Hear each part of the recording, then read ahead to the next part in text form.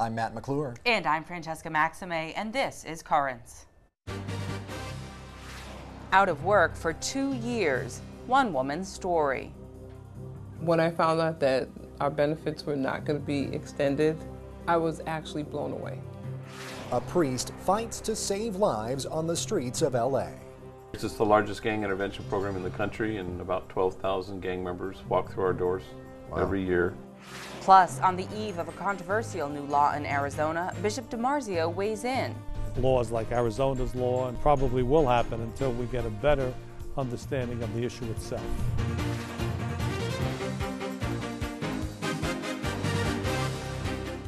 Well, good evening. Thank you so much for joining us. The numbers remain bleak. At last report, the unemployment rate for Brooklyn hit 10.3%. That's higher by far than the national average of 9.6%. With statistics like that, chances are you or someone you know is looking for work. For millions, some overdue help finally arrived just last week. That was when Congress approved another extension of unemployment benefits, but some people remain ineligible. You're about to meet one of them, a woman who has been getting assistance from Catholic Charities of Brooklyn and Queens. Producer Ingrid Rojas brings us the story of how one woman is struggling to make ends meet in this economic crisis.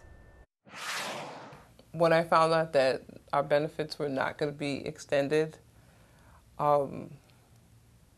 was actually blown away. Denise Wentz, a single mother and Brooklyn resident, lost her job as an information technology specialist back in December of 2007. Ever since then, she has been collecting unemployment benefits and doing odd jobs to make ends meet. However, after collecting for 98 weeks, or just under 2 years, her unemployment benefits have run out, and she's no longer eligible for the recent extension passed by Congress. Still, she appreciates what she's gotten so far. I'm grateful that the extensions occurred, because it would have made everything a challenge if it just went for the original 26 weeks. So that I'm eternally grateful for. Throughout her unemployment, Denise says she's sent out hundreds of resumes and that she's been on numerous interviews with no luck. So last year, she decided to switch careers, and she's now attending school at Medgar Evers College. I'm moving from a computer tech to either end up doing sonograms or being the technician for the sonogram machine. Because from where I'm sitting, the medical field, people are employed. And that's precisely the problem. There are fewer jobs out there. According to the U.S. Bureau of Labor Statistics, there are nearly 5 workers for every new job opening, making for an extremely competitive market.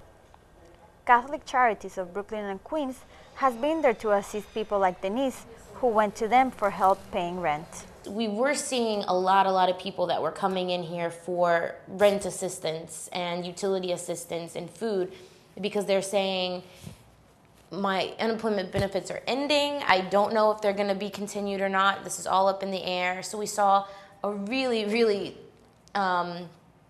drastic increase in the number of people that called. According to Catholic Charities, visits to the food pantry services have increased by 26% in the last year. And one of those using the pantry is Denise. What the food pantries have done for me is that they have restocked my basics, the flour, my rice, eggs, bread, and that type of stuff. So therefore, it's less that I have to necessarily spend out of pocket or with food stamps. I suspect that it's going to continue as it has. I imagine that it's going to be a little less of a strain because the employment benefits have been extended. But just because of how long kind of the recession's been going on and the outlook of the job market, I see that it will continue to be a little bit of a stressful situation. Since Denise lost her unemployment benefits back in March, she's kept up the positive attitude.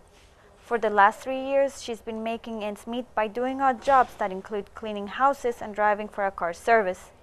But she hopes things will be different when she graduates next year. Hopefully it will get better. I know it's going to get better. You know, once there's a downturn, at some point we have to start going upwards. Well, stay with us. There's much more Currents coming up. We'll have the day's headlines, including news that a large group of Anglicans from Canada is planning to join the church. We have that and more when we come back.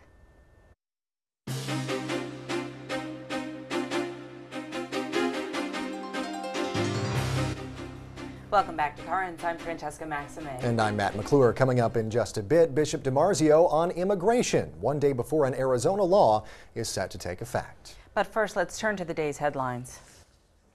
New York State ranked second in the nation among states with the most anti-Semitic incidents last year. The Anti-Defamation League released their annual audit this week. The group reported 209 anti-Semitic incidents in New York State in 2009.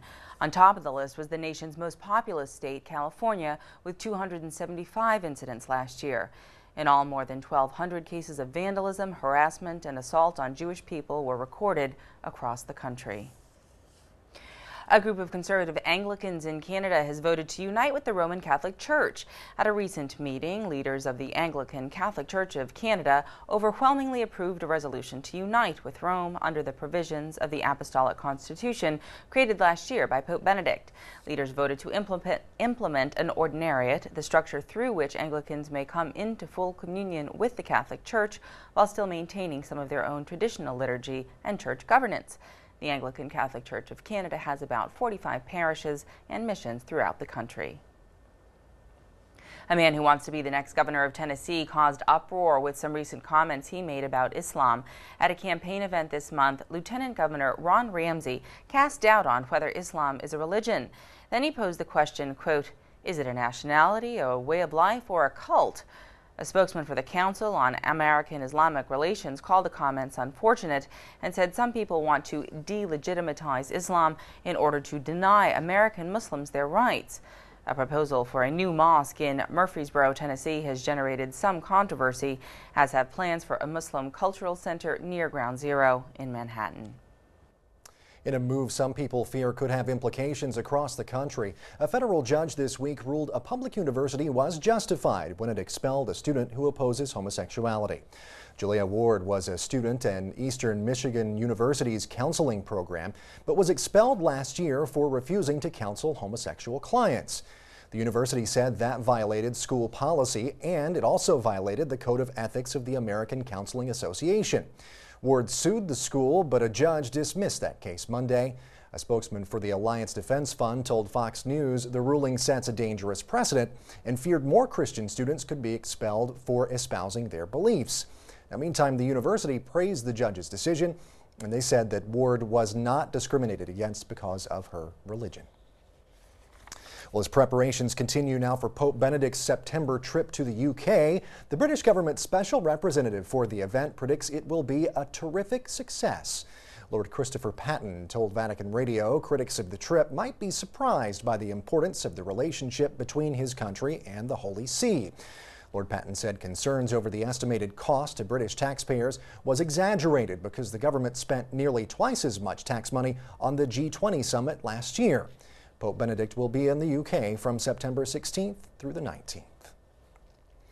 And finally, what may look like just some ordinary rocks to some people are rocks with a message of faith for one Texas woman. That's because of the image she says she can see on them. Melissa Newton has the story. To Stephanie Madden, these two ordinary rocks are as precious as rubies. And I was just out walking around on break at work one day and I saw them. When Madden first spotted the stones on the ground in Granbury, she didn't think much about it. And I kind of took one more step, and it's like something goes, hey, you just saw something that looks like something you've seen before. A closer look was all the confirmation she needed. It looks like Mary holding baby Jesus to me. You can see, you know, the little cape or shawl or whatever it is that she covers her head with and wraps around her. Madden says the stones resemble the Madonna cloaked in a robe, holding her infant son, Jesus Christ. And you can see her face looking down at him. The resemblance, she admits, could be a mere coincidence. Coincidence is when God chooses to remain anonymous. But it's the message she has interpreted from her find that has her speaking out. But I went to church and I was showing the people at church Sunday morning, and one of the members there said, now do you know in the Bible it says in Luke 19:40 that if my people become silent, that even the rocks will cry out. It's a message she is now sharing with others. Madden posted pictures of the rocks online and encouraged others to see beyond the surface. Some people see it and some people don't. And to find meaning in the mundane. Stay with us. We'll be right back. When we return, a ministry that has made a dramatic difference in one American city. What do you do when a gang member wants off this crazy freeway? This is the exit ramp, if you will.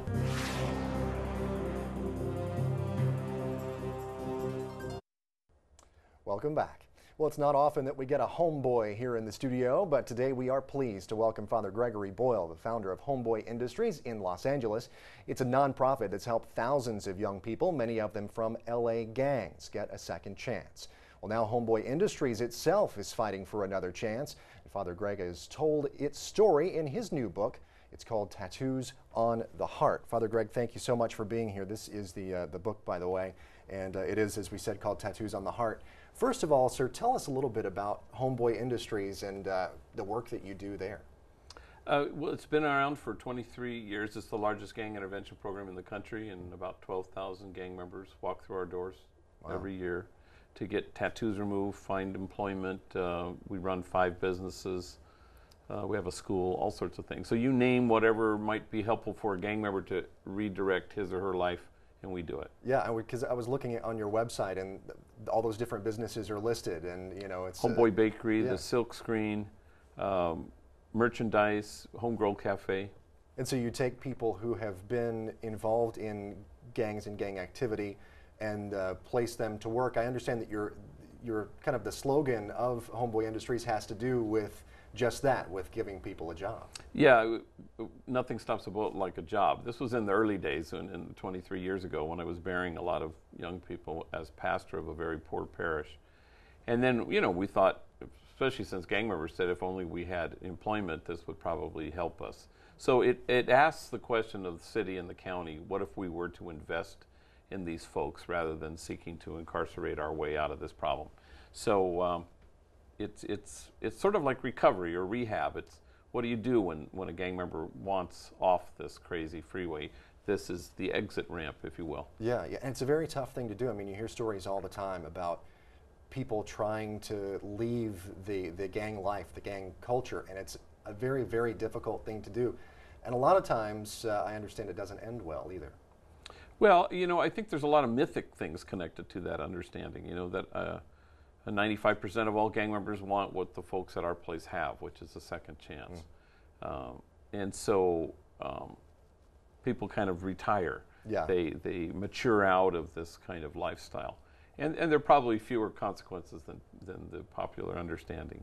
Well, thankfully, Yeah. thankfully Yeah. so, because it, Yeah. you know, and it's not it's not an easy life to have to lead. But as you said, this is a very important thing because this offers people a path, that exit ramp that you were talking about. And I understand that a lot of the stories of people who have come through Homeboy Industries and have been part of that are told in the book Tattoos on the Heart. Yeah, over the years, you know, when I'm in 25 different detention facilities on a rotating basis on the weekends where I say Mass. And so my homilies are always filled with sort of parable stories from the barrio, from homies, from 25 years working with gang members. Yeah. So enough people encouraged me to sort of put it in a book, and so that's what I've done. Wow.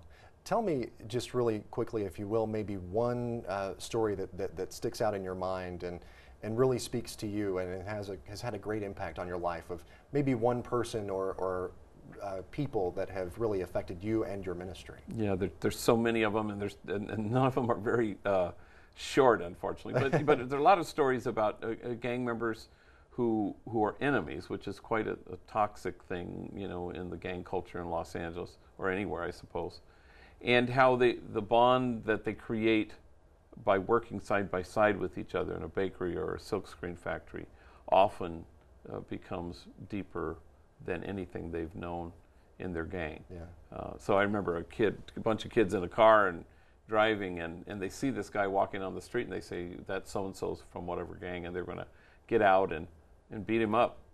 And one of the guys in the car said, no, that's my cousin. Mm-hmm. And they said, really? I said, yeah, that's my mom's sister's kid. And they drove away. Well, he wasn't a cousin, but he was an enemy. But they worked together at Homeboy Industries, so this guy had come to see that the friendship that he forged with this guy was trumped the gang animosity, you know. That's just such an uplifting thing to hear. Otherwise would have gone the other way, but thanks to your ministry there. Now, I understand as well that, I mean, it's tough economic times all the way around, and I understand it's kind of no different at Homeboy Industries. Tell me what's going on as far as the book is related to that and trying to help out Homeboy Industries and keep it going. Well, I'm hoping if the book sells some and becomes Tuesdays with Homie or something, then suddenly I'll be able to keep my doors open.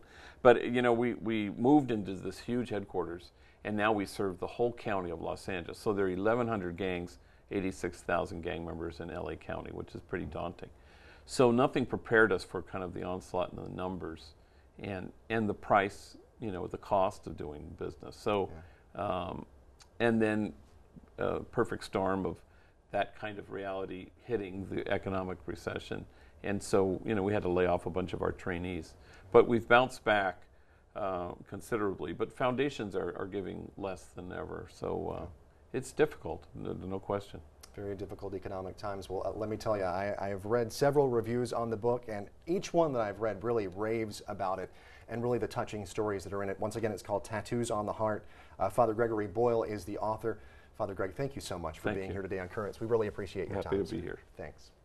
We'll have more about Homeboy Industries over on our blog. Just visit currentsny.net and click on Riding the Wave. Stay with us. We'll be right back.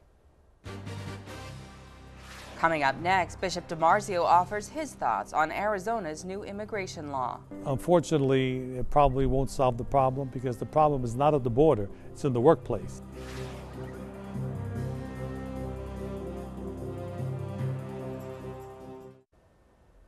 Late today, a federal judge struck down part of Arizona's controversial immigration bill, which will still take effect tomorrow. Among other things, the judge ruled that officers will not be required to check a person's immigration status while enforcing other laws.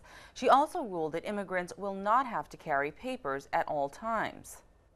Arizona's Governor Jan Brewer says the state will appeal and try to overturn those rulings.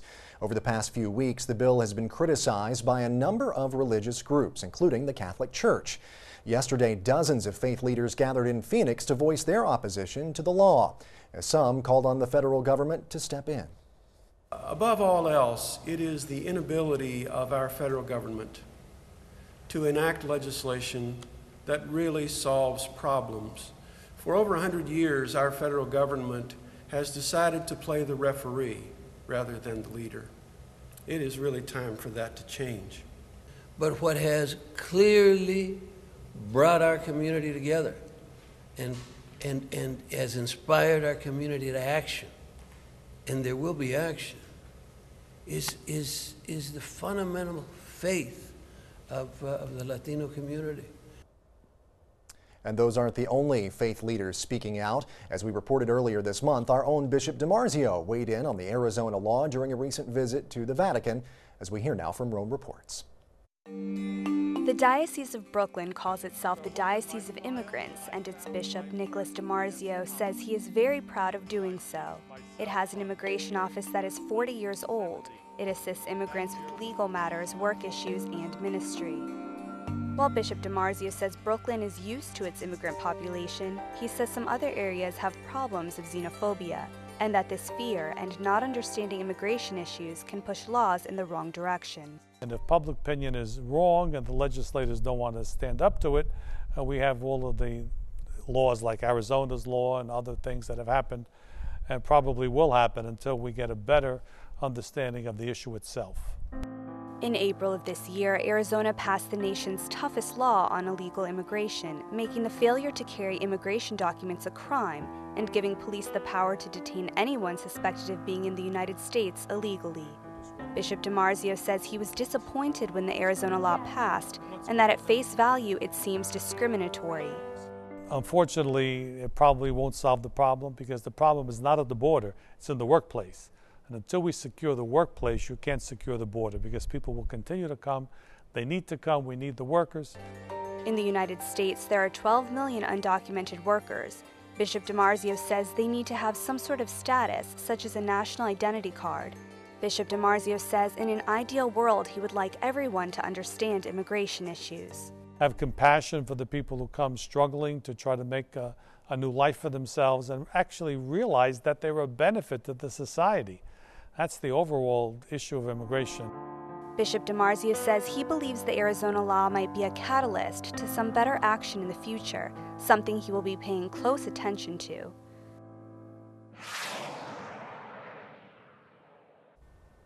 Well, definitely a very complicated issue that will continue to be discussed. And of course, this litigation is ongoing because, as we told you a little bit earlier, Governor Jan Brewer has said that the state will appeal these decisions. But the judge today did. She did overturn parts of the law that were talked about there in that story, which you heard, the part where immigrants would have to carry their papers. That's been overturned by the judge. The part where law enforcement officers would have to, or they would be able to arrest people under suspicion of being in the country illegally, and also day laborers trying to find employment on the side of the road. That part of it has been thrown out as well. So right, yeah. So like you said, the governor may appeal that, but a lot of immigrant groups and the Catholic Church obviously were fighting for some of those provisions, which for now anyway, temporarily perhaps, but for now anyway, their voices seem to have been heard. Yeah, right. There you go. Well, that is it for tonight. Coming up tomorrow, we will have full coverage of the Arizona immigration law and hear from a variety of people, including an Arizona bishop whose diocese runs along the border. He'll share his thoughts about the law's potential impact. In the meantime, though, remember, we're always online at currentsny.net. You can also check us out on Facebook as well. And if you have an idea for a story, maybe you want to just get in touch with us and say hi, you can drop us a line at all one word, at currentsny.net. Until next time, I'm Matt McClure. And I'm Francesca Maxime. Thank you so much for joining us and have a great night.